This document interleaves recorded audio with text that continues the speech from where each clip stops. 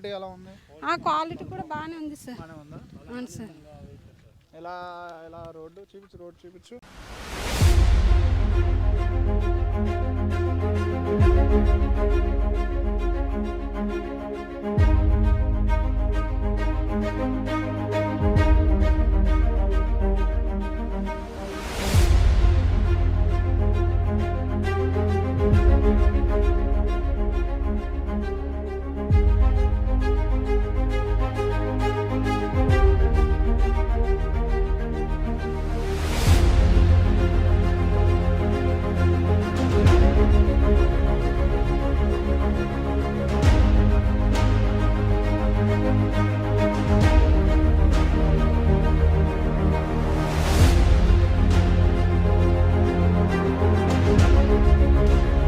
తినడానికి తిండి లేకపోయినా సరే కానీ, ఉండడానికి లేకపోయినా సరే కానీ, నడవడానికి బాట ఇచ్చాడు వాడికి ఎప్పటికీ ఎలా కాలం రుణపడి ఉంటాం సార్.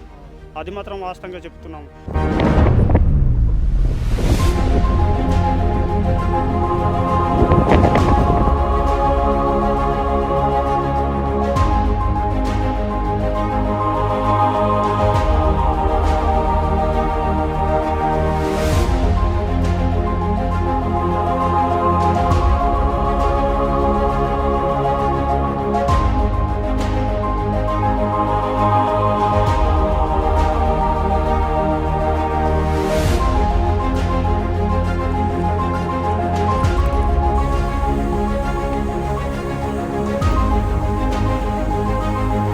పేరు వరబోయిన బొంజుబాబు అండి. నేను పీసా కమిటీ అధ్యక్షుడిని.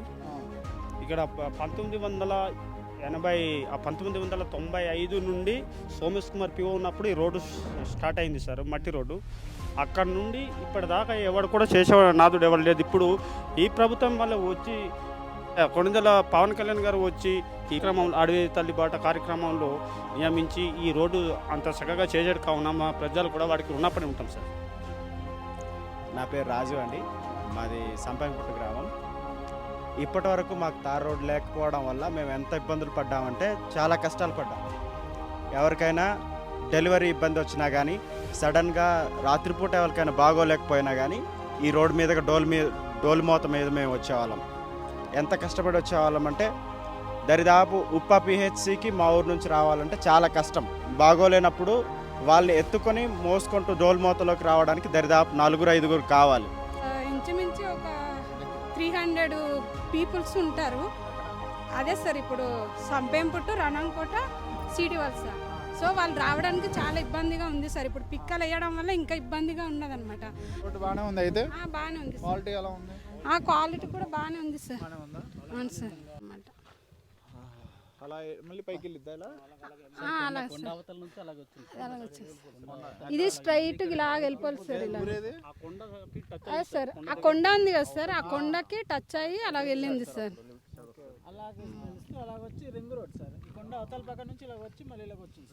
అలా వెళ్ళేసి అలా రణంకోట ఉంది సార్. రణంకోట టు సంపేంపుట్టు ఇలాగ వచ్చేస్తుంది సార్. అంటే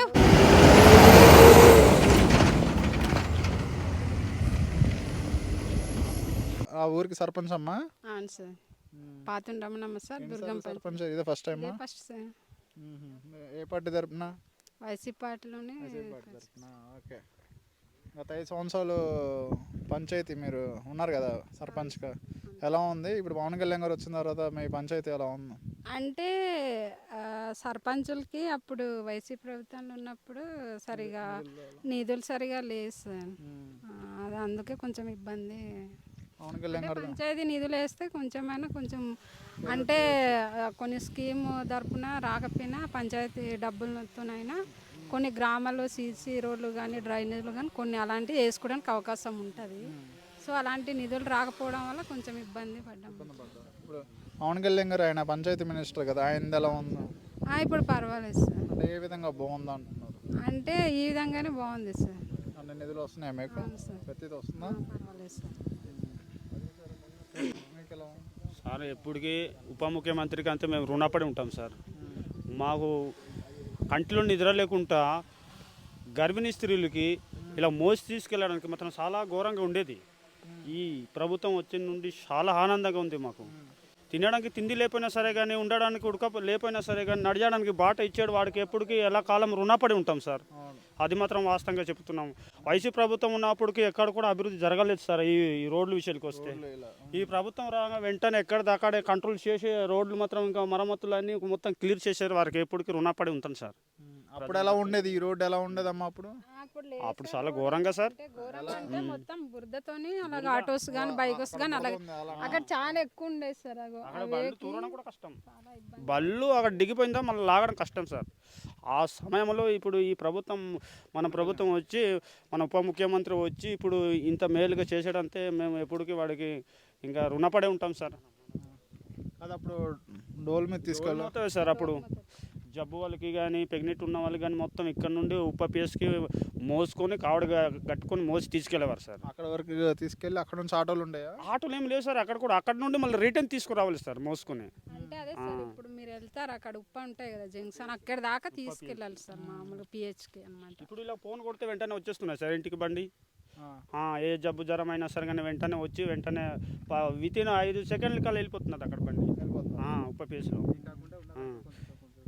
అది చిన్న బిట్టు ఉన్నాయి సార్. ఆ బిట్టు చేస్తే మాత్రం ఇంకా మాకు అన్నీ హ్యాపీ సార్. మాకు ఏంటి రణంకుట్ట ఒకటి, సంపంగుట్ట ఒకటి, ఈ బిట్టు ఉండిపోయింది సార్. ఇది చేస్తే మాత్రం మాకు ఇంకా అంతా మరి పుష్కలంగా ఉన్నట్టే ఉన్నాం సార్ ప్రజలంతా. అదే క్వాలిటీ చూడండి అసలు రోడ్డు ఎలా ఉంది మీకు? క్వాలిటీ మాత్రం చాలా బాగుంది సార్. చాలా నాణ్యతగా వేశారు. దగ్గరుండే మేము కూడాను చూసాం కూడాను. కాంట్రాక్ట్ కూడా చెప్పాడు, ఇది మా రోడ్డు కాదు మీ రోడ్డే, మీరు ఎంత నీట్గా చేసి ఇస్తే అంత నీట్గా మీరు వాడుకోవాలి సక్రమంగా అన్నారు సార్. అందుకనేసి ఏ ఇబ్బంది లేకుండా మేము చూసుకుంటాం. చిన్న చిన్న వరదలు ఎక్కడెక్కడ ఇదవుతే కూడా కొద్దిగా పారలతో దేవేసి కొద్ది లెవెల్ కూడా చేస్తున్నాం సార్ మేము. అవును సార్. కళ్యాణ్ గారికి నమస్కారాలు. ఉప ముఖ్యమంత్రి పవన్ కళ్యాణ్ గారికి నమస్కారాలు. మరి మాకు ఈ రోడ్డు ఇచ్చినందుకు చాలా హ్యాపీగా ఉంది. అలాగే మేము ఓట్లు కూడా వేయలేదు, కాకపోయినా మాకు గుర్తించి రోడ్డు ఇచ్చినందుకు చాలా రుణపడి ఉంటాం పవన్ కళ్యాణ్ గారు. Thank you. అరకు 4 సార్లు వచ్చారు ఆయన. అసలు ఈ నియోజకవర్గం కాదు. ఎందుకు అంత ప్రేమ మీకు అరకు మీద, అదే గిరిజనుల గ్రామాల మీద? అంటే ఏజెన్సీ ప్రాంతంలోని చాలా డెవలప్మెంట్ లేదు సార్. సో అంటే కొంచెము గిరిజనులు అంటే కొంచెం మమకారము, అభిమానము అన్నీ ఉండడం వల్ల వచ్చి కొన్ని అదే పంచాయతీలు అంటే చూడడానికి కూడా జరిగింది సార్. అది ఎవరైనా వచ్చారా అంతకుముందు సీఎం కానీ? లేదు లేదు సార్, ఎవరు రాలేదు సార్. ఉప ముఖ్యమంత్రి తప్పించి రెండో వాడు ఎవరు రాలేదు సార్. అది మరి మేము ఓట్లు కూడా వేయలేదు కానీ మాకు గుర్తించి ఏజెన్సీ గిరిజనులకి ఇలాగ ఉన్నారు, వాళ్ళు కష్టాలతో ఉన్నారనేసి మా కష్టాలకి చూసి గుర్తించి వాళ్ళు మనసు పూర్తిగా గుర్తించి ఈ పల్లె బాట అనేది మనకు చేయడం జరిగింది సార్. పేరు కూడా అడవి తల్లి బాట అని పెట్టాడు. వేరే వాళ్ళు అయితే వాళ్ళ పేర్లు పెట్టుకున్నారు. వైఎస్ఆర్, ఎన్టీఆర్ సార్ ఎవరు కూడా వారు పెట్టుకోలేదు, వారు చేయడం కూడా లేదు. మరి ఆ పార్టీ వాళ్ళంతే. నేను ఒకటే చెప్తున్నాను సార్, ఇప్పుడు ఉప ముఖ్యమంత్రి వచ్చేసి మాకు ఇంత మేలు చేశారు సార్. వాళ్ళ తాతల పేర్లు వారి పేర్లు పెట్టుకుంటారు సార్. నిజంగా చెప్తున్నారు పవన్ కళ్యాణ్ గారికి, అతను ఎవరి పేరు పెట్టుకోరు సార్. లేకపోతే పవన్ కళ్యాణ్ గారు పేరు పెట్టుకొని పవన్ కళ్యాణ్ రోడ్డు అని వేసుకోవాలి సార్. కానీ అలా లేదు.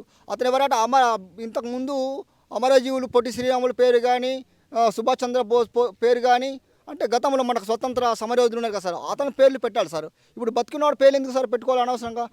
చనిపోయిన వాళ్ళ పేర్లు పెట్టాలి సార్. అతని యొక్క గుర్తుంటుంది సార్. ఎందుకంటే మన దేశం కోసం, మన రాష్ట్రం కోసం పోరాడారు సార్. అతని పేరు పెట్టుకుంటే బాగుంటుంది సార్. ఇప్పుడు డొక్క సీతమ్మ గారి పేరు ఎందుకు పెట్టారు సార్? ఇప్పుడు ఆ అన్నకి ఏంటని పెట్టారు. అది కాకుండా డొక్క సీతమ్మ పేరు కూడా పెట్టాలని పవన్ కళ్యాణ్ గారు తీసుకొచ్చారు సార్. అలాంటి వాళ్ళని వెలుగులోకి తీసుకురావాలి సార్. తీసుకొస్తే సమాజానికి గుర్తింపు ఉంటుంది సార్. అది సార్. చాలా సంతోషం సార్ మాకు కూడాను. ఈ మరి అడవి తల్లి బాట అనేది ఏజెంట్ గిరిజన ప్రాంతంలో అడవిలు ఉన్నది కావున గల అది గుర్తించి మా గిరిజనులకి గుర్తించి అడవి తల్లి బాట అనేసి ఈ దారి చేసినందుకు చాలా ధన్యవాదాలు తెలియజేసుకుంటూ ఇంతటితో ముగిస్తున్నాను సార్. Thank you sir. నా పేరు బడ్నైని అసన్న. మా దుర్గం గ్రామ పంచాయతీలో సుమారు 20 గ్రామాలు ఉన్నాయి సార్.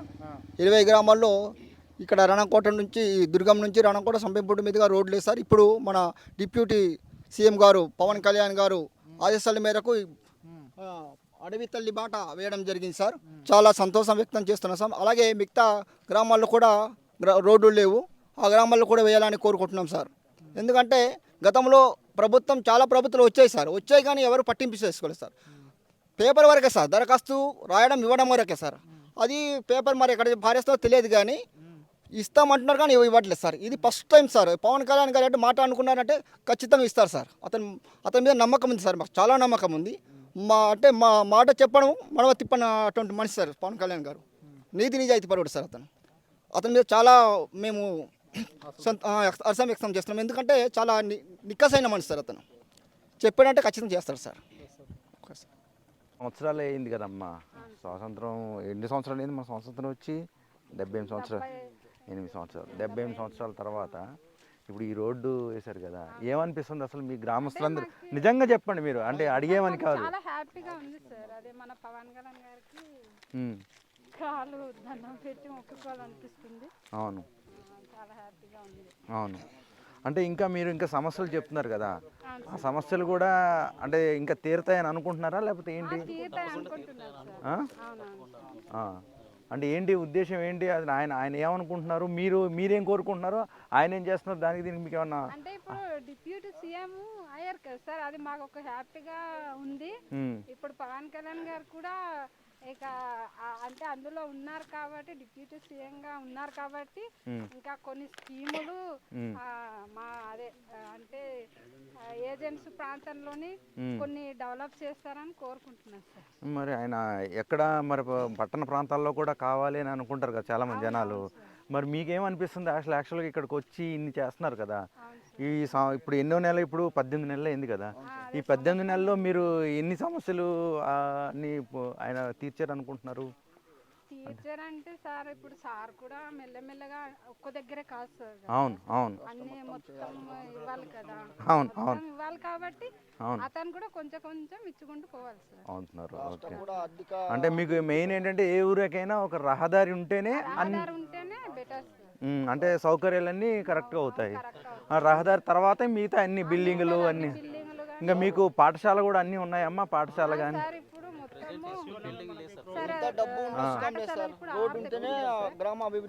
అవును, అవును.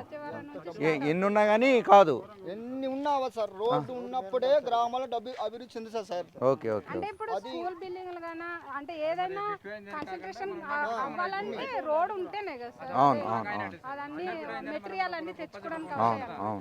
మా రిక్వెస్ట్ ఒకటే సార్, గౌరవ శ్రీ పవన్ కళ్యాణ్ గారు మా గిరిజన ప్రాంతాల్లో ఉన్నటువంటి అనేక గ్రామాలకి, చాలా గ్రామాలకు రోడ్లు లేదు కాబట్టి అన్ని గ్రామాలు త్వరగా పూర్తి చేస్తారని, 5 ఏళ్లలో ఖచ్చితంగా పూర్తి చేస్తారని మేము కోరుకుంటున్నాము సార్. సార్ నా పేరు వంతాల వెంకట్రావు సార్. ఇంతకుముందు నేను ఫీసా సర్పంచ్ని, తర్వాత వాలంటీర్. అయితే మాకు చాలా కష్టంగా ఉండేది రోడ్ లేకుండా. మాకు తార్ రోడ్డు కొంతవరకు వేయగానే మాకు చాలా సంతృప్తిగా ఉంది. వర్షాకాలంలో అయితే మాకు చాలా బురద ఉండేది, తిరగలేని పరిస్థితిలో ఉండేము. అలాంటిది మాకు పవన్ కళ్యాణ్ గారు మాకు రోడ్డు కల్పించినందుకు ప్రత్యేక ధన్యవాదాలు. చూస్తున్నారు కదా అడవి తల్లి బాట. శ్రీ పవన్ కళ్యాణ్ గారు ఈ అడవి తల్లి బాట ఎందుకు పట్టారు? పోరాట యాత్ర సమయంలో ఇక్కడ మనకి అరకు ఆయా ప్రాంతంలో ఆయన తిరిగినప్పుడు గిరిజన బాధలను చూసి, అసలు డోలీ మూతల వల్ల ఎంతోమంది మన గృహిణులు చనిపోయి, అలాగే పాఠశాలకు వెళ్ళకుండా మన పిల్లలు కూడా ఇలా ఉండిపోతున్నారని వాళ్ళ బాధలు, సాధక బాధకాలు అంతా పొట్టంగి అని కొన్ని ఉన్నాయి గ్రామాలన్నీ.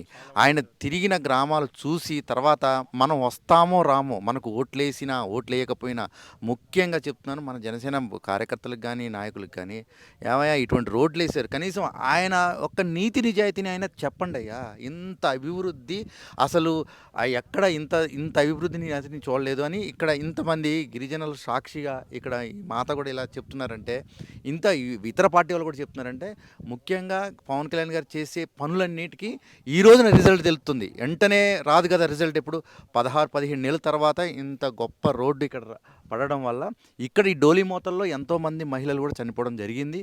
అందున ఈ గ్రామంలో చూడండి, ఇదంతా సెక్షన్ అంతా 4 రోడ్ జంక్షన్.